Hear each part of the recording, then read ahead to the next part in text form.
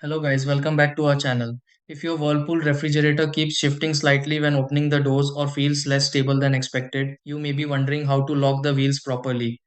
Sometimes refrigerators move a little during cleaning, while other times the front feels uneven after installation or repositioning.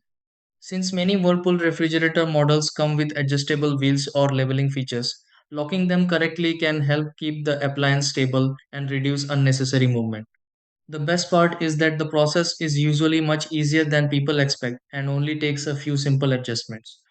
In this video, let's go through an easy way to lock the wheels on a Whirlpool refrigerator so everything stays secure and balanced. Try these. Step 1. Pull the Whirlpool refrigerator slightly forward to check wheel access near the bottom. Step 2. Look underneath the Whirlpool refrigerator for wheel locks or leveling legs. Step 3. Adjust the locking part on the Whirlpool refrigerator until movement feels reduced. Step 4. Gently test the Whirlpool refrigerator to confirm it no longer rolls easily.